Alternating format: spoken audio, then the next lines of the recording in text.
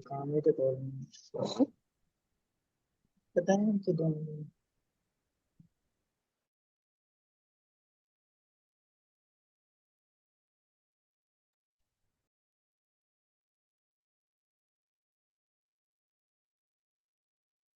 कृष्ण भाई, आपका सवाल था जो हम डिस्कस कर रहे थे। आपको हेलो। समझ आ गई जी? जिया भाई, आप थोड़ा सा वेट करें, मैं कृष्ण भाई का जो सवाल है वो कंप्लीट कर लूँ। अभी आपको समझ आ गई है या कोई उसमें पॉइंट रहता है? अरे सर, हाँ सर, वो ठीक आपने जो बताया कि डिफरेंस होता है थोड़ा, एक साथ कोई चीज नहीं चलती। तो सर मैंने तो इसमें सर जो गोल्ड में प्रोटोकॉल का जो काम होता है वो सारा का सारा काम ट्रेंड बेस ही काम होता है सर। मतलब ये ट्रेंड योर फ्रेंड एक कहने वाली बात होती है कि जिस तरह का ट्रेंड है उसी तरह के ट्रेंड में काम करते रहो। अगर डाउन ट्रेंड में है तो डाउन में ट्रेडिंग करो, अगर अप ट्रेंड में तो अप ट्रेंड में हाँ जी, हाँ ट्रेडिंग जी। करो। अच्छा, तो अब सर सुने, इसमें इसमें जो मैं आपको डिस्कस कर रहा था ना उस वक्त, वो इसमें यही था कि आप जो है ना, जो बिजनेस होता है ना जिसमें हम चाहते हैं कि हाँ आपने जो है ना, मिसाल के तौर पे आपने पेमेंट करनी है, तो आपको लगता है कि आपकी लोकल जो इंडियन करेंसी है वो वीक हो सकती है डॉलर के मुकाबले में, तो आप चाहते हैं कि मैं उसकी हैजिंग करूं। तो वहां पे आप अपनी पेमेंट के लिए हैजिंग करते हैं। इसी तरह अगर आप एक्सपोर्ट करते हैं, एक्सपोर्टर हैं, तो आप जो है ना सप्लाई करते हैं मुल्क से बाहर। अब इन दैट सिनेरियो अगर आपकी इंडियन करेंसी जो है वो वीक होती है तो आपको फायदा है। लेकिन आपको लगता है कि आपकी जो इकोनॉमी है उन्होंने कुछ अच्छे मेजर्स किए हैं, तो आने वाले दिनों में आपकी करेंसी जो है वो मजबूत हो सकती है लोकल। ठीक है। तो अब आपको अब भी आपने अपनी रिस्क मैनेजमेंट करनी, क्योंकि अगर आप एक्सपोर्टर हैं, आपकी करेंसी लोकल करेंसी अगर वीक होती है तो आपको फायदा है, स्ट्रांग होती है तो आपको उसमें फायदा नहीं है। इसी तरह अगर आपने पेमेंट करनी है, अब आपकी लोकल करेंसी मजबूत होती है तो आपको फायदा है, अगर वो वीक होती है तो आपको नुकसान है। तो हम उस वक्त जो है अपने कैश फ्लोज को सर्टन करने के लिए उसको हम लॉक कर रहे होते हैं। और वो दरअसल उसको हम हैजिंग कहते हैं। तो कैश फ्लोज की स्टेबिलिटी को इंश्योर करने के लिए हैजिंग होती है। उससे कंपनी की जो प्राइस होती है वो अच्छी होती है, rather देन कि कंपनी जो हाईली वोलेटाइल जिसके कैश फ्लोज हों और बीटा जिसका ज़्यादा हो। लेकिन एज अ तो ट्रेडर सर अगर आप ट्रेडिंग कर रहे हैं ऑप्शंस के अंदर या जिसमें भी, तो आपको जो मेरी सजेशन होगी वो यही होगी कि ट्रेंड इज योर फ्रेंड के साथ रहें। और अपना जो आपका स्टॉप लॉस है उसके साथ आप उसके ट्रेंड के अंदर रहें। वोलेटिलिटी के वक्त ही आपका स्टॉप लॉस लेट से अगर हिट होता है तो इट्स फाइन। आप दोबारा से ट्रेंड के अंदर बैठें, कोशिश करें पेनी एसएल के साथ बैठें। और उसके अंदर जो है ना आप चार्ट्स को राइट करें। ऑप्शन ट्रेडिंग में कोई खास फर्क नहीं है। ऑप्शन भी इन्हीं चीज़ों पे होता है, ये डेरिवेटिव्स की एक किस्म है। जैसे आप यहाँ पे डीएफसी ट्रेडिंग कर रहे होते हैं या सीएफडी ट्रेडिंग कर रहे होते हैं इधर फॉरेक्स मार्केट के अंदर, इसी तरह ऑप्शंस जो होते हैं वो इन्हीं के ऊपर बिल्ट होते हैं। उनका डेरिवेटिव जो है ना वो ये असल गोल्ड की मेटल होती है, इसके ऊपर वो ऑप्शन बनाए होते हैं। तो आपने उसको जब ट्रेड करना है तो आपको जो मेरी तरफ से सजेशन है वो यही है कि आप ट्रेंड के साथ जो है ना उसको राइड करें, वो ज़्यादा बेटर है। तो सर इसमें सर कि एक्सपी डी यूएसडी पेंडुलम कोई, ये भी कुछ करेंसी होती है पेंडुलम या ऐसे कुछ नाम है? नहीं। एक्स जी जी, बताइए। एक्सपीडी यूएसडी एक सेकंड, XPD या पीडी यूएसडी। नहीं, XPD या T? नहीं, एक्सपीडी। XPD US।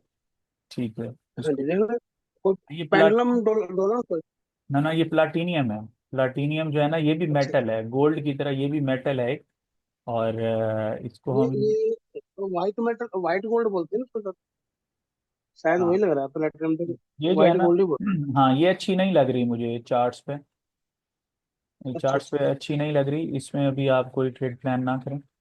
ये नहीं लग रही अच्छी। अच्छा। जी जी। एक्चुअली में सर पता क्या है, हमने ना ज्यादातर हेजिंग के साथ काम किया है। अगर सिंगल साइड ना, तो जैसे सिंगल साइड को जैसे सेल कर दी, तो ये सेल करते कर तो देते हैं सर, इसमें डर लगता है कि कहीं ऐसा ना कर जाए, ऐसा ना कर जाए। पर ये अगर हमारे पास कोई हेजिंग होती है तो उसका डिफरेंस में डर होता है। डिफरेंस में ये फायदा होता है हेजिंग में कि अगर बाद में मूवमेंट आती है तो मूवमेंट में वो चीज कटवा देता है, यानी कि एक चीज रुक जाती है, दूसरी चीज स्पीड से अप या डाउन होती है, तो उसमें एक एक तरफ का प्रीमियम घटता है या बढ़ता है, उस डिफरेंस को हम कैच कर लेते हैं। हेजिंग का बेनिफिट ये होता है। तो सर बेनिफिट ये होता है, आप जैसे, बेनिफिट होता है, हाँ बेनिफिट होता है, लेकिन जैसे ही आप हैज को अनलॉक करते हैं ना, उसमें से एक आपकी डायरेक्शन में चली गई है, आपने उसको अनलॉक किया है, अब हाँ, वो जो दूसरी साइड है ना, उसमें तो जी, आप लॉस में बैठे हुए हैं। अब जरूरी नहीं है कि वो आपकी डायरेक्शन में आए।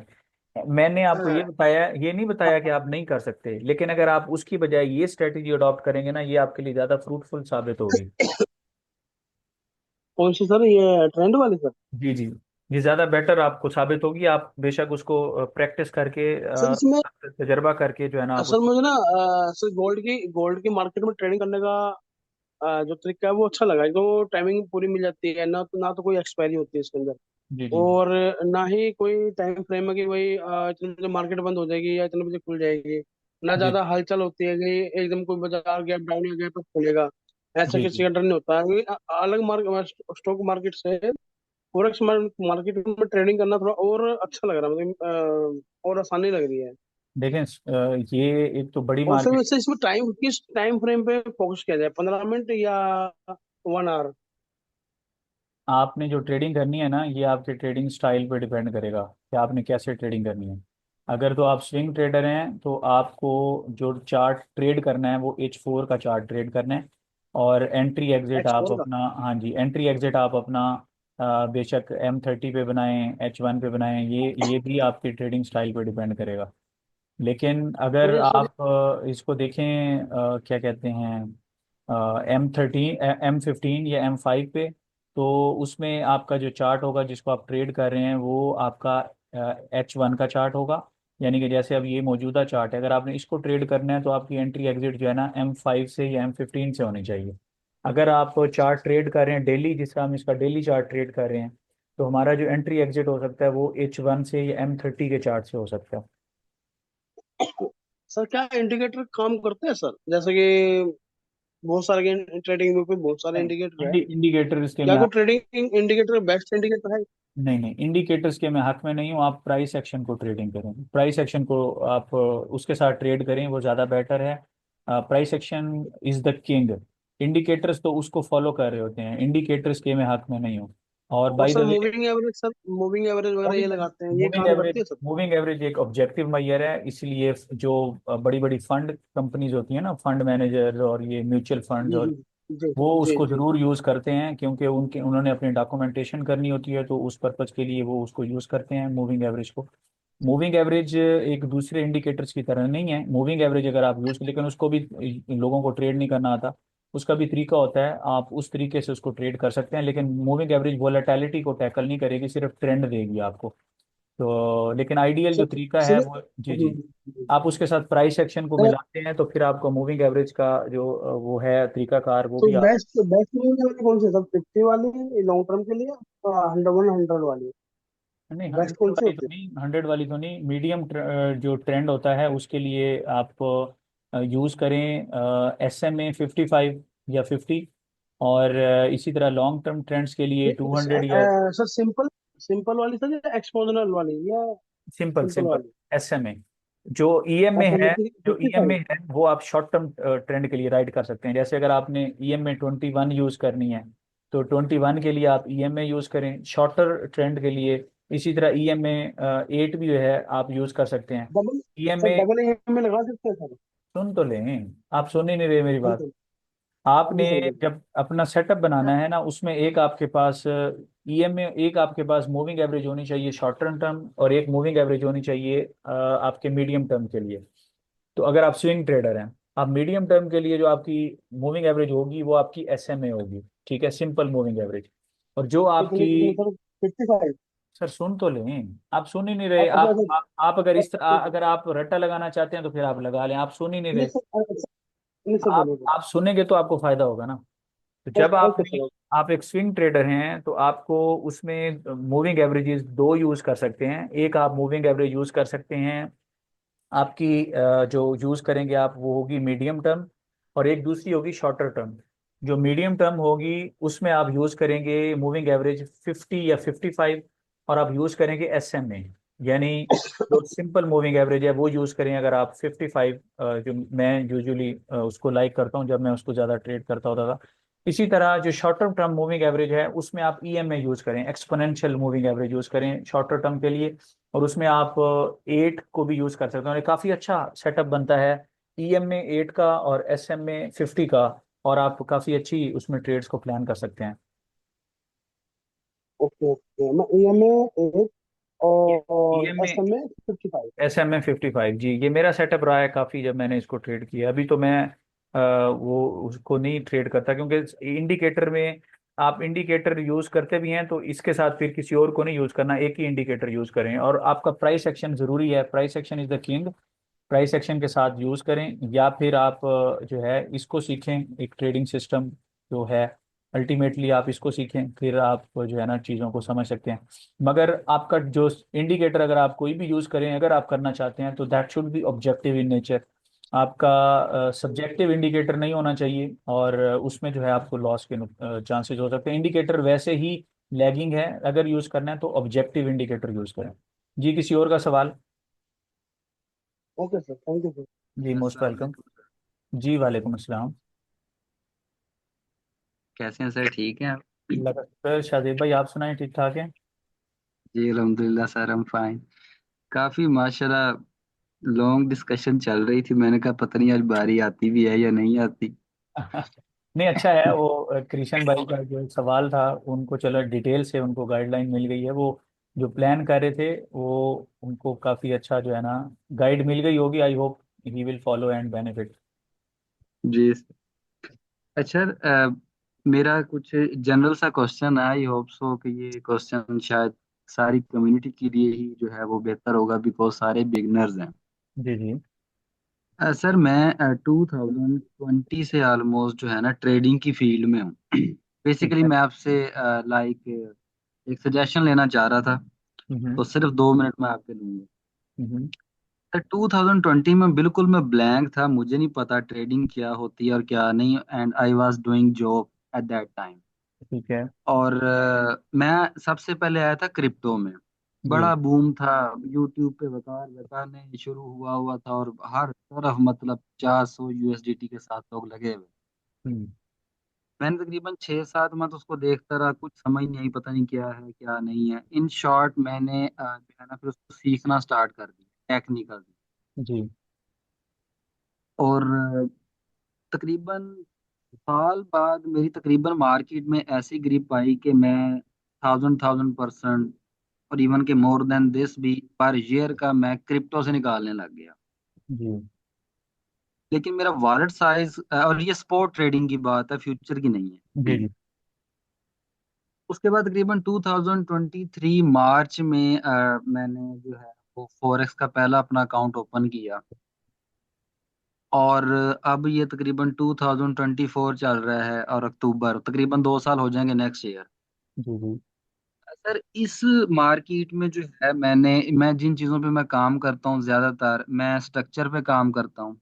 जी मैंने कभी भी बुल स्ट्रक्चर में मैंने कभी ट्रेड सेल की नहीं ली, और मैं हमेशा ट्रेड करता हूँ पुल बैक्स पे, रिट्रेसमेंट पे। साथ मैंने ऐड की हुई हैं कुछ सपोर्ट एंड रेजिस्टेंस, हॉरिजॉन्टल भी, वर्टिकल भी मैं लगा लेता हूँ, लेकिन वो जैसे आपने बताया कि वो काम नहीं करती। जी। लेकिन सर 2 इयर्स में मैंने फॉरेक्स में ना कुछ नहीं कमाया। देखिए ना, उसमें जो डिफरेंस है ना मेन, हाँ जी। दो चीज़ें आपको बताऊंगा, इंशाल्लाह आप खुश हो जाएंगे। पहली बात ये है कि जो आपने उसमें कमाया और इसमें नहीं कमाया, उसकी वजह ये है कि वो आपने स्पॉट ट्रेडिंग की है और ये डीएफसी ट्रेडिंग है, ये फ्यूचर कॉन्ट्रैक्ट्स हैं। तो इन दोनों में डिफरेंस है, ज़ाहिर है। इसके अंदर आप जो ट्रेडिंग करते हैं तो इसके अंदर आपकी पोजीशन जो है ना वो मार्क टू मार्क मार्केट होती है ये। यानी जैसे जैसे आपका गेन या लॉस होगा आपको अकाउंट में रिफ्लेक्ट होगा, मार्क टू मार्क ये ट्रांजेक्शन होती हैं। लेकिन इसके जी बरक्स जो आप स्पॉट मार्केट में आप ट्रेडिंग कर रहे हैं स्पॉट कॉन्ट्रैक्ट्स के अंदर, तो उसके अंदर जी ये जी होता है कि वो चूंकि आपका फिजिकल आपकी बेसिकली डिलीवरी के वो होता है, तो उसमें आप उसको जितनी, अगर आप उसमें डिप में भी आ गए आप उसको होल्ड कर लेंगे, वो दोबारा आपको रेट मिल जाएगा। जैसे आप जी सोलाना को देखें तो 2021 के अंदर ये जो है ना चला था अच्छा। $8 सर, $8। हाँ जी, उसके बाद ये 208 225 तक गया। हमने इसको ट्रेड किया था, हमने इसको 84 से लेके वहां तक ट्रेड किया था। वहां पे मैंने इसको बोला था अपने ग्रुप में कि ये टॉप है।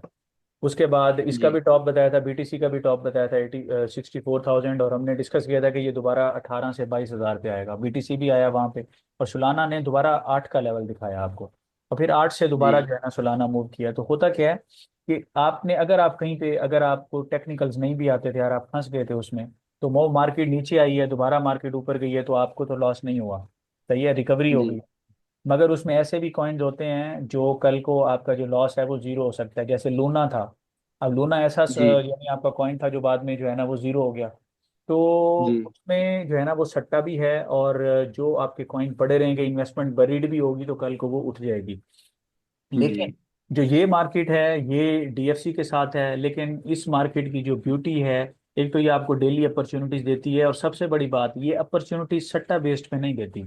ये जी मार्केट आपको, अगर आप स्टॉक मार्केट की बात करते हैं ना, किसी भी कंट्री की local stock market, let's say आप अभी जिस तरह कृष्ण भाई आए थे, इंडियन मार्केट की बात करते हैं, या हम आप आपकी पाकिस्तान स्टॉक मार्केट की मार्केट बात करते हैं, इस जी मार्केट के अंदर अगर जो ट्रेडर्स देखें ना आप, एक तो वैसे ही मार्केट बहुत छोटी है, और उसके अंदर जो जी ट्रेडर्स हैं वो भी यानी 0.02% हैं। तो आपकी 3 लाख मार्केट, अकाउंट मैक्सिमम। हाँ जी, मे मैक्सिमम है, जबकि जो फॉरेक्स मार्केट जी है जिसका trading volume 7 trillion trading volume है पर डे का, इसके अंदर इस समय मैं जी बात करता हूँ कि अगर आप एक कतरा भी आप अपना ड्राइव करें, तो आपके लिए ये बहुत बड़ा बनता है, क्योंकि 7 ट्रिलियन की मार्केट है।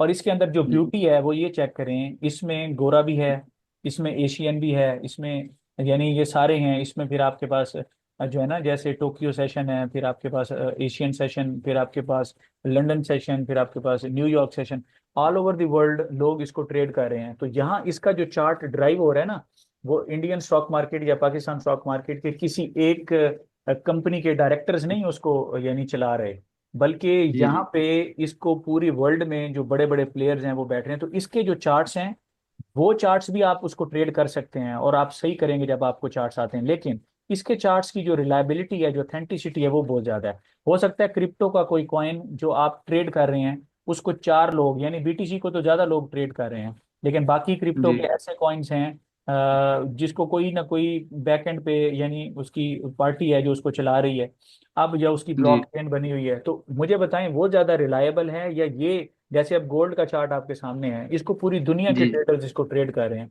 इसके अंदर जी जितनी भी प्राइस एक्शन आपको नजर आ रही है, इसकी रिलायबिलिटी जो है वो क्लोज टू, मतलब 100% है। चार्ट्स पे रिलाय करना आपके लिए आसान है, जी आप ट्रस्ट कर सकते हैं। तो जबकि जी जो कॉइन है, जा किसी भी लोकल स्टॉक को देखें, रिलायबिलिटी के पॉइंट ऑफ व्यू से शायद वो 5 to 7%, 10% होगी, और ये 100% के नियरेस्ट है। तो ये एक जी ब्यूटी है इस मार्केट की। फिर डेली अपॉर्चुनिटीज देना, ये इसकी बड़ी ब्यूटी है।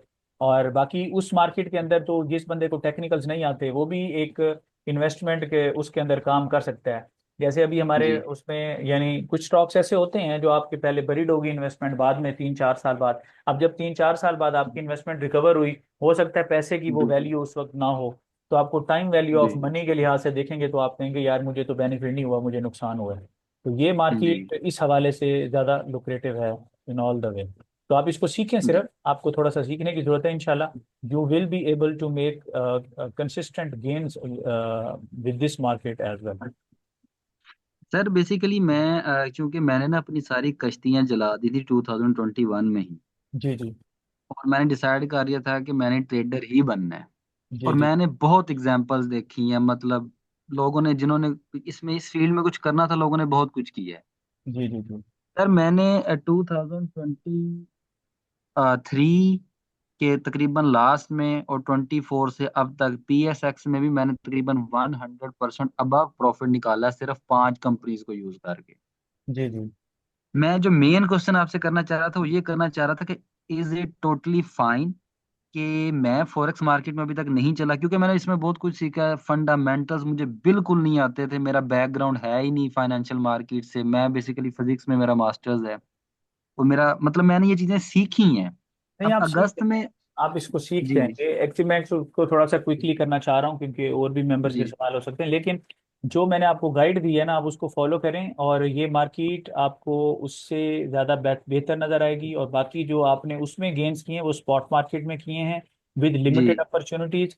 आपकी कोई भी लोकल स्टॉक मार्केट जिसमें आपने इन्वेस्ट किया है, अगर आपने प्रॉपर मनी मैनेजमेंट फॉलो किया है, स्टॉप लॉस और आपने ट्रेंड को राइट गेट्स फाइन, लेकिन अगर आपको जी वो नहीं भी आता, आपकी इन्वेस्टमेंट जी उसमें बरीड हो गई 2-3 साल, आपने कोई स्टॉक जी 50 का लिया था, फिर 2-3 साल के बाद फिर वो 100 पे भी चला गया, तो अब आपको नजर आ रहा है कि मुझे वो गेन हो गया 100%, लेकिन वो टाइम वैल्यू ऑफ मनी के हिसाब से देखेंगे तो हो सकता है कि आपको उसमें वैल्यू लॉस हो सकता है। उस वक्त का जो 50 हो आज 150 के बराबर हो, लेकिन आपके पास 100 है। तो ये बहुत सारी चीजें जी होती हैं, मगर उसमें और टाइम वैल्यू ऑफ मनी को भी देखना पड़ता है। लेकिन अगर आप ट्रेंड राइडर हैं, आप टेक्निकल जानते हैं, तो आप उसको भी ट्रेड कर सकते हैं। इसमें फिर ये भी ब्यूटी है इस मार्केट के अंदर कि आपका जो अकाउंट है वो ऑलरेडी डॉलर डिनोमिनेटेड है, आपके जो कैपिटल है जी वो डॉलर में ही पड़ा हुआ है। तो अगर डॉलर मजीद महंगा होता है तो आपको इसमें आपका जो बड़ा बड़ा कैपिटल है वो अपनी वैल्यू लॉस जी नहीं करेगा। लेकिन स्टॉक मार्केट में, किसी भी लोकल स्टॉक मार्केट में पैसे पड़े हुए हैं, डॉलर जो है 160 से, जैसे हमारे उसमें 160 से 320 पे आ गया, तो आपके इन टर्म्स ऑफ डॉलर आपके जो कैपिटल है पड़ा पड़ा, अगर आपने कोई ट्रेड भी नहीं ली तो वो दो पे डिवाइड हो गया। तो ये मार्केट, जी आपका जो कैपिटल है वो already in terms of dollar dollar denominated accounts हैं, तो ये आपकी परचेजिंग पावर को भी ऑलरेडी जो है वो सेफ रखता है। ठीक है शाहजेब भाई, जी इसके अलावा किसी के ठीक। सवाल? जी अस्सलाम वालेकुम। जी वालेकुम सलाम, बिलाल भाई कैसे हैं आप, ठीक ठाक हैं? जी अलहमदिल्ला, कैसे ठीक ठाक भी। अच्छा, मेरा वक़्त भी सवाल ये है कि आपने भी ये जिक्र किया था सब्जेक्टिव और ऑब्जेक्टिव एवरेजेस का, मूविंग एवरेजेस का। जी जी। तो उसके मतलब आप क्या कुछ डिस्क्राइब कर सकते हैं कि वो क्या चीज़ है? देखें, सब्जेक्टिव ये तरीका होता है जहाँ पे आप ये कह सकें कि ये जो है ना इफ एंड बट की बात आ जाती है कि ऐसे भी हो सकता है, ऐसे भी हो सकता है। ठीक है, जैसे मिसाल के ठीक तौर पर आप एक उसको ट्रेड कर रहे हैं, आप आगे देखेंगे एडवांस कोर्सेज के अंदर, एक तो बल्कि कैंडल स्टिक्स के अंदर ही बात कर लें, इसमें भी जो है ना सब्जेक्टिव चीज़ें होती हैं। हम बात करते हैं कि अच्छा जी ये हाई ब्रेक होगा तो ऐसे होगा, आप हर कैंडल पे अपना व्यू जो है ना साथ साथ चला रहे होते हैं कैंडल पे। ठीक है, तो ऐसा नहीं है कि ठीक आप एक पूरा व्यू दे सकें। इसी तरीके से आपने, इसी तरीके से लेट से आपने इलियट वेव को, कल को आप सीखेंगे, एडवांस कोर्सेज हमारे आएंगे, बूट कैंप आएगा, आप उसमें देखेंगे। अब इलियट वेव जो कि मैं समझता हूँ यानी यही एक वाहिद टूल है जो मार्केट को प्रिडिक्ट करता है, वरना बाकी जितने भी टूल्स हैं वो सिर्फ फोरकास्ट करते हैं, ये प्रिडिक्ट करता है। लेकिन उस इलियट वेव में आप देखेंगे आपकी जैसे फिफ्थ वेव है, फिर फिफ्थ वेव की एक्सटेंशन है, और ये वो चीजें हैं जहां पे आप देखेंगे कि वो मार्केट के अंदर वहां पे सब्जेक्टिविटी को इनकॉर्पोरेट करता है, वो बताता है। खैर आप उसको साथ साथ गेज कर लेंगे, लेकिन उस टूल के अंदर ये चीज जरूर है कि ऐसे हो सकता है, ऐसे हो सकता है, सिनेरियो बिल्डिंग कर दी ना उसने, ऐसे हो सकता है, ऐसे हो ठीक सकता है। अब आप उसको साथ साथ ट्रैक तो कर रहे हैं, लेकिन जो काम उस टूल ने किया सिनेरियो बिल्डिंग का या इस तरह से, इसका मतलब ये है कि वो सब्जेक्टिव इन नेचर है। लेकिन जब आप मूविंग एवरेज की बात कर रहे हैं लेट से, तो मूविंग एवरेज एक ऐसी टेक्निक है जिसने आपको ये बता दिया कि मीडियम टर्म के अंदर मार्केट अगर जो है ना SMA 50 या 55 से ऊपर है, जो भी आपने सेलेक्ट किया, लेट से 50 को सिलेक्ट किया, तो आप कहते हैं SMA 55 से ऊपर मार्केट ट्रेडिंग कर रही है, तो मार्केट मीडियम टर्म के ऊपर जो है ना, मार्केट जो है ना बुलिश है, अगर मार्केट इसके ऊपर सस्टेन कर रही है। इसी तरह अगर मार्केट जो है वो SMA 200 से भी ऊपर है और SMA 50 से भी ऊपर है, तो हम यही कहेंगे कि मार्केट का जो यानी ट्रेंड है वो बुलिश है। तो ये मार्केट की ये वाली जो आपका जो टूल है ना, ये that is objective in nature. इसी तरह अगर वो कल को मार्केट आपका SMA 50 से नीचे आ जाता है, तो अब आप वहां पे आप अपनी ट्रेड को काट सकते हैं, और आप ये अज्यूम कर सकते हैं कि आपका जो SL है वो हिट हो गया, और यानी आपने ट्रेलिंग SL के साथ आपने मार्क इसको क्लोज कर दिया, ट्रेलिंग SL के साथ आपकी पोजीशन क्लोज हो गई। क्यों? क्योंकि वो जो मूविंग एवरेज है वो एक ऐसी चीज है that is objective in nature, इसमें कोई इफ एंड बट नहीं है। आपको ये पता है कि SMA 50 से ऊपर मैं बुलिश रहने वाला हूँ, SMA 50 से नीचे है। मार्केट जाएगी तो मैं अपनी पोजीशन को क्लोज कर दूंगा। यानी एक सिंगल लाइन डायरेक्शन है, इसको हम कहते हैं ऑब्जेक्टिव मार्केट, ऑब्जेक्टिव टूल है इन नेचर, ये ऑब्जेक्टिव टूल है।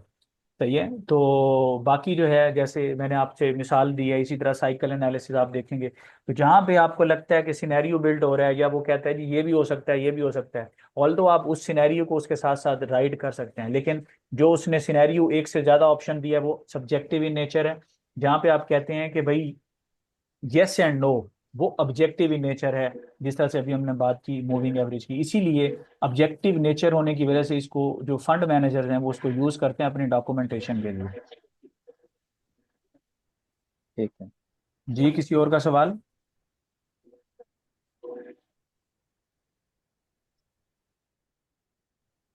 हेलो? अच्छा वालेकुम वकास भी, इमरान जो भाई। अभी सारी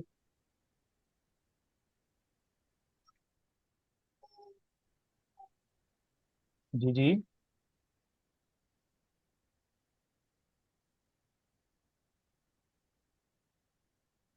मेरा ख्याल है और क्वेश्चंस नहीं रहे सारे सारों के, क्योंकि गोल्ड को ही ट्रेड कर रहे हैं सारे। हेलो, अस्सलाम वालेकुम।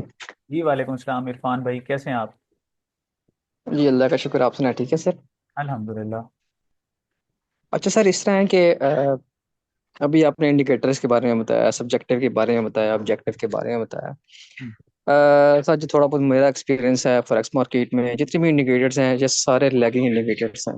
बिल्कुल ऐसे ही। जो मुझे जो आप प्राइस एक्शन की बात करते हैं, प्राइस एक्शन डेफिनेटली एक लीडिंग इंडिकेटर है, लेकिन प्राइस एक्शन को समझने के लिए भी काफ़ी टाइम चाहिए, क्योंकि एग्जैक्टली। मैंने कैंडलस्टिक्स पे भी बड़ा काम किया है। जी जी। लेकिन जो गोल्ड की मार्केट है, इसकी जो विक्स बनती है ना सर, चाहे अभी जो रिसेंटली आप देखें कितनी बड़ी विक्स बनाई है, तो छोटा जो रिटेलर है बेचारा, वो तो वैसे ही खौफजदा होकर निकल जाएगा मार्केट से, चाहे अरे लास्ट में क्यों ना निकले, या उसका एसएल हिट हो जाएगा। देखिए ना, ये उस ट्रेडर, आप जो डिसिप्लिन ट्रेडर नहीं है ना, वो मार्केट से कभी अगर कमा भी लेगा ना फिर नुकसान करेगा। नॉन डिसिप्लिन ट्रेडर क्या कर सकता है? जैसे मार्केट ऊपर जाती हुई नजर आई थी ना, इधर भी वो ऐड कर रहा होगा, ओवरलोडेड होगा। अब ये इसने ब्रीथ किया, वो यहाँ पे ही उसका अकाउंट भी ब्लो हो गया होगा, जो नॉन डिसिप्लिन ट्रेडर है। मैं अक्सर कहता होता हूँ, एक मेरा मुहावरा मैं अक्सर बोलता हूँ कि भाई, people lose money in breathing bulls. जब बुल्स ब्रीथ कर रहे हैं, उसके अंदर भी एक नॉन डिसिप्लिन ट्रेडर जो है ना, वो पैसा लूज कर सकता है। या रीटेस्टिंग बियर्स, सेल ट्रेड के अंदर है, बियर जो है रेजिस्टेंस को रीटैप करने के लिए गया, उधर भी वो जो है ना उनका अकाउंट उड़ गया। तो आपने अपनी ओवरलोडेड नहीं करना कभी भी अपने आप को। अब जो डिसिप्लिन लोग हैं वो तो प्रॉफिट में बैठे हुए हैं, और वो इम्पेशेंट यहाँ पे नहीं होंगे। वो पूरी ट्रेंड को राइड करने के लिए यहाँ पे वो पेशेंस दिखाएंगे, और पेशेंस वही दिखाएगा जिसने पर ट्रेड 2% अपना जो है ना वो रिस्क लिया हुआ है। जो ओवरलोड लोडेड हो गया है, वो तो यहाँ पे नहीं काम कर सकेगा। और फिर कैंडल्स के अंदर ना, एक चीज जो मैं समझाता हूँ, आप ये देखें, इसका ट्रेंड देखें। अब इसके अंदर, ट्रेंड के अंदर जो ये कैंडल्स है ना, ये तो बनेगी कभी भी किसी भी ट्रेंड में, सिर्फ आपको एक साइड की कैंडल्स नहीं नजर आएंगी, उसमें ब्रीदर्स आएंगे जो कि अच्छे होते हैं। ब्रीदर्स आर गुड। अगर ब्रीदर्स नहीं होंगे तो मार्केट ओवरबॉट हो जाएगी, और फिर मार्केट ओवरबॉट होगी तो उसका मतलब मार्केट पैराबोलिक फॉल दे सकती है, जो कि काफी यानी नुकसान हो सकता है। तो उसमें यह है कि खैर, जो एसएल ट्रेल करते हैं वो फिर भी ट्रेलिंग एसएल के साथ एग्जिट कर लेते हैं, लेकिन मार्केट पैराबोलिक होने की बजाय अगर साथ साथ प्रॉफिट टेकिंग करके ऊपर जाए स्टेबल ट्रेंड के अंदर, तो वो ज़्यादा बेहतर मार्केट होती है। और उसको सीखने के लिए सबसे पहले आपने ये सीखना है कि मैंने मेरे अंदर अब जो है ना वो डिसिप्लिन होना चाहिए। बाकी मार्केट सीखना मसला नहीं है। बाकी इसके अंदर जो है ना, आप जो भी टूल यूज करते हैं, जिस तरह से अभी वो हम एसएमए की बात कर रहे हैं, वो तो आपको एक ट्रेंड की डायरेक्शन दे रहा है। उसका मतलब ये नहीं है कि मार्केट को वहीं से आपने बाई करना है। बाई सेल तो आप अपनी एंट्री एजेस ढूंढेंगे। आप देखें, मैं अक्सर कहता हूँ कि सबसे पहले दो चीजें होती हैं, आपने अपना बाई सिग्नल देखा, उसके बाद आप अपनी बेस्ट एंट्री ढूंढ रही हैं। किसी तरीके से आपको एक सेल साइड की ट्रेड मिली है, सेल की डायरेक्शन मिली, फिर आपने अपनी सेल की ट्रेड ढूंढनी है। अच्छा, इसी तरीके से आप मिसाल के तौर पे आप बाई साइड पे बैठे हैं, दिस इज फाइन। आपने उसका डायरेक्शन देखा, फिर आपने बेस्ट एंट्री फाइंड की। फिर जब आपको आपको ये नजर आ गया कि मार्केट ने जो है ना आपको एग्जिट का साइन दे दिया, अब उसके अंदर भी आपने बेस्ट एग्जिट देखना है। अभी तो आपको एक ट्रेलिंग एसएल मिल जाता है ना ग्रुप के अंदर, लेकिन आप उसके अंदर आपको ऐसा भी होता है कि आपके पास एक बेस्ट एग्जिट होता है। मिसाल देता हूँ आपको, यहाँ पे समझाता हूँ। मिसाल के तौर पे लेट से मार्केट, हम कह रहे हैं कि भाई मार्केट जो है ना अभी 78 के लेवल से ऊपर मार्केट सेफ है। अगर मार्केट 78 से नीचे आती है, तो जरूरी थोड़ी है कि आप 78 से नीचे आ गई मार्केट तो आप 60 65 पे निकलेंगे, नहीं। फिर मार्केट इस एरिया को रीटैप करेगी 80 पे, 81 पे, 82 पे। अब वहां पे आप उल्टा फिर भी यानी गेम्स में निकल जाएंगे। तो यही तो चीजें आपने सीखनी है, यही तो लर्न करना है कि आपने अपना एंट्री भी बेस्ट एंट्री, एग्जिट भी बेस्ट एग्जिट। अगर इमोशंस के साथ चलेंगे, मार्केट कभी आपको रिवॉर्ड नहीं करने वाली, ये जेन में रखना है आपको। अच्छा सर, बिल्कुल आपने बजा फरमाया, मैं ये चीज़ फॉलो कर रहा हूँ, आपकी जो ट्रेड्स आ रही हैं, जो सिग्नल्स आ रहे हैं, मैं उसको फॉलो कर रहा हूँ, जो आप कहते हैं कि रीटैप करती है, मैं उसको फॉलो कर रहा हूँ। ये बात आपकी बिल्कुल ठीक है। अच्छा सर, मुझे ये बताइएगा, मैंने प्राइस एक्शन पढ़ा, मैंने प्राइस एक्शन में bullish bullish engulfing, bearish engulfing, 10 बार, मॉर्निंग स्टार, इवनिंग स्टार, और 3 शैडो, वाइट सोल्जर, सारा कुछ मैंने पढ़ा। लेकिन कभी कभी ऐसा लगता है कि टेक्निकल्स जो है ना, वो इतना वर्क नहीं कर पाते फॉरेक्स मार्केट में, या तो इसको बड़े टाइम फ्रेम में देखें तो फिर कामयाब हो सकता है। जिसकी एग्जांपल सर आपके सामने ही है, देखें ना, जो दो कैंडल्स बनी है 1 आवर्स की, जो लास्ट वाली कैंडल है वो बिल्कुल जो है ना हैमर बना हुआ है देखिए बॉटम पे। मैं समझ गया हूँ आपकी बात, हैमर नहीं है ये, एक तो ये जेन से निकाल दें। ये आपने कैंडल्स को भी सही तरह नहीं पढ़ा। अच्छा आप मेरी बात सुन लें ज़रा गौर से। होता ये है जी कि जी सर जी। होता ये है कि आप, ये तो मैं हमेशा समझाता हूँ, एक तो आप अपना जो ये आपने बात की है कि मार्केट में टेक्निकल्स नहीं काम करते, तो मुझे ये बताएं कि हम क्या कर रहे हैं।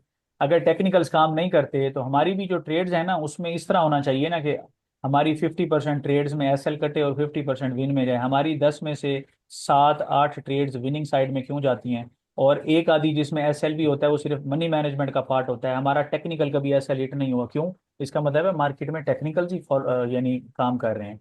इसमें सिर्फ आपने जो सीखना है वो ये है, हमेशा ध्यान में रखा करें, मार्केट के अंदर जब आपने राइड करना है ना, एक जिस तरह अभी मैं गोल्ड की मिसाल दे देता हूँ, हम इसका ट्रेंड ये वाला राइड कर रहे हैं, समझ आ रही बात की? ये वाला इसका ट्रेंड हम राइड कर रहे हैं, और मार्केट बताएं टेक्निकल्स को किधर फॉलो नहीं कर रही। प्रॉफिट टेकिंग आ रही है लेकिन मार्केट अपने स्टेबल ट्रेंड को कंटिन्यू किए हुए है।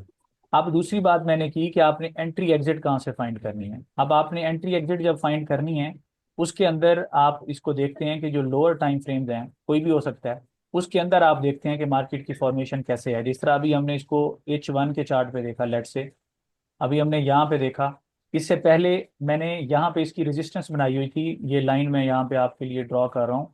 यहाँ पे मैंने इसकी रेजिस्टेंस यहाँ पे हमने मार्क किया हुआ था 85-84 का लेवल। अभी मार्केट ने उसको ब्रेक कर दिया हुआ है, ठीक है। अभी मार्केट ने ब्रेक किया, मार्केट ऊपर गई है, अब ये मेरे लिए अब ये रेलिवेंट नहीं थी, मैंने इसको निकाल दिया। और अब जो चीज़ मैंने यहाँ पे हाईलाइट की हुई है ये फेयर वैल्यू गैप है, सही है, क्योंकि अब मार्केट समझना भी पड़ेगा ना आपको। अब मार्केट ने जिस रेजिस्टेंस को ब्रेक किया था वो अभी इंपॉर्टेंट नहीं है मार्केट के लिए। मार्केट के लिए ये फेयर वैल्यू गैप इंपॉर्टेंट है, क्योंकि यहाँ पे जो है ना कुछ ये फेयर वैल्यू गैप जब क्रिएट हुआ है तो कुछ ऑर्डर्स हैं जो कि यहाँ पे जो है ना कंप्लीट नहीं हुए। मार्केट इसको टैब कर सकती है, इसको टैब कर सकती है और स्ट्रेट ऊपर भी जा सकती है। तो आप अपने टेक्निकल्स को साथ साथ अपडेट करें। ये अपनी आवाज़ बंद करें, पीछे से कोई आवाज़ आ रही है। एक तो ये आप अपने टेक्निकल्स को आप अपने चार्ट्स में जो जैसे जैसे डेवलपमेंट्स हो रही हैं आप अपने आप को अडॉप्ट करें। और हर नई कैंडल, अब जैसे इससे पहले सिचुएशन और थी, 2-3 नई कैंडल्स बनी है, तो हम ये देख रहे हैं कि ये जो है ना ये मार्केट ने ये आपको एक गिफ्ट दिया है फेयर वैल्यू गैप का। अगर मार्केट इसको टैप करती है तो अच्छी बात है, एक नई एंट्री का मौका मिल सकता है। जिन साथियों ने पहले इसको बाई नहीं किया वो यहाँ पे इसको बाई कर सकते हैं, फिर मार्केट ऊपर निकल सकती है। ओवरऑल तो मार्केट ने आपको आपने जो ट्रेंड को फाइंड कर रहे हैं वो आप डेली चार्ट से उसको फाइंड कर रहे हैं, आप इसको यहाँ पे राइट कर रहे हैं ट्रेंड को। ट्रेंड तो स्टेबल ट्रेंड है, आप टेक्निकल से में थोड़ा सा उसको सीखें। और अभी जो आप बात कर रहे हैं हैमर का, वो हैमर नहीं है, कैंडल्स को अच्छी तरह से सीखें। हैमर तब होगा जब वो फेयर वैल्यू गैप को टैप करके फिर ऊपर निकलेगा। और अभी तो वो जो करंट कैंडल है आप उसको हैंगिंग मैन भी कह सकते हैं।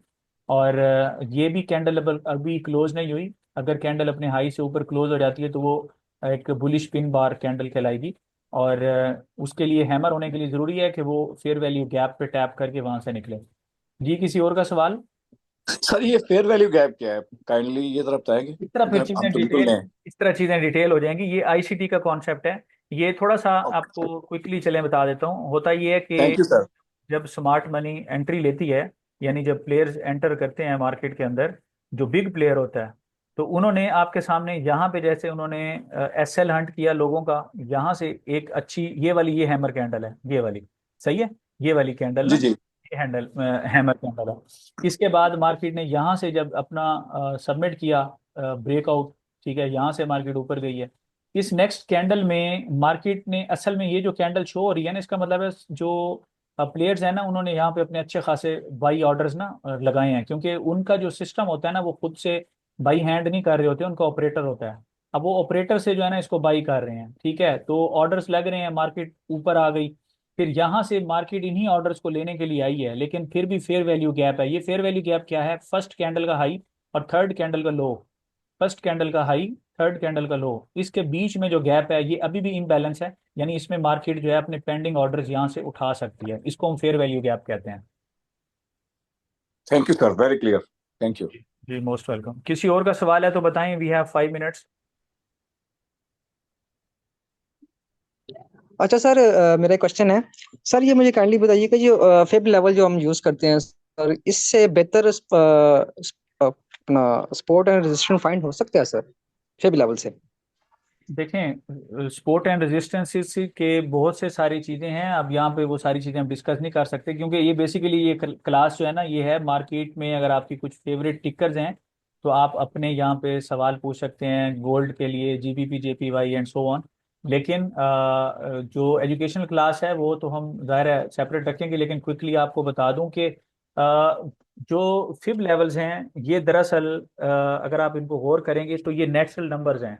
यानी जो अल्लाह ताला ने जो नेचर बनाई है, ये नेचर के साथ इसके नंबर्स हैं। और काफ़ी सारी चीज़ें जो कायनात में बनी हैं आप उनको भी देखेंगे, उनके नंबर्स जो आप उसको चेक करेंगे तो वो भी इन्हीं के साथ बने हुए हैं। इन्हीं इन्हीं के साथ, यानी 23.6, 38 पॉइंट जो है ना 38.2, और इसी तरह 50% हो गया, 61.8% हो गया। इन्हीं नेचुरल नंबर्स के अंदर उनकी फॉर्मेशन आ रही है। और ये नेचर के नंबर्स हैं, इनकी इंपॉर्टेंस है, ये अच्छे नंबर्स हैं। लेकिन ऐसा नहीं है कि आप ये कहें कि बाकी जो सपोर्ट्स हैं वो काम नहीं करेंगी। मैं ये समझता हूँ, मैं जो ट्रेडिंग मॉडल यूज़ कर रहा हूँ मुझे इससे बेहतर कोई मॉडल नज़र नहीं आता। अब इसके साथ अगर आप यूज़ करना चाहते हैं, मैं अपने जो मॉडल को यूज़ करता हूँ मैं उसके साथ दूसरी चीज़ों को नहीं यूज़ करता। जो चीज़ें मुझे इंपॉर्टेंट लगती हैं, जैसे यहाँ पे फेयर वैल्यू गैप है तो ये मैंने इसको हाईलाइट कर लिया है। सही है। वरना अगर आप यहाँ पे आप अपनी फिब रेशो यूज़ करते हैं, जैसे आईसीटी में देखें तो जब फिब आईसीटी में यूज़ करते हैं तो वो फिब रेशो उसको लाजमी लेके जा रहे होते हैं, वो भी इसको लेके चलते हैं, वो भी इसी पे चलता है। असल में ये फिब रेशो ये बड़ा पुराना नंबर है। और ये नंबर जो है फिब रेशो का, ये नेचुरल नंबर है and it works very best. ये काफ़ी रिलायबल नंबर है। और खसूसी तौर पे अगर आप मूविंग एवरेज के साथ फिब रेशो को यूज़ कर रहे हैं, या आप किसी भी कॉन्सेप्ट को, इलियट वेव को, इलियट वेव जब काम करती है और इसके साथ फिब रेशो के साथ, फिर ही उसकी रिलायबिलिटी जो है वो आपको अच्छी नज़र आती है। वो भी इलियट वेव भी फिब रेशो की मोहताज है, मूविंग एवरेज फिब रेशो की मोहताज है। आपका जो ये क्या इसको कहते हैं, आईसीटी फिब रेशो के साथ चलती है, इसी की मोहताज है। तो fib ratio is the natural number, चूंकि नेचर का नंबर है, दिस इज़ वेरी इंपॉर्टेंट। आप इसको ज़रूर अपने एनालिसिस के अंदर यूज़ कर सकते हैं। जी, किसी और का सवाल? We have just 2 minutes left.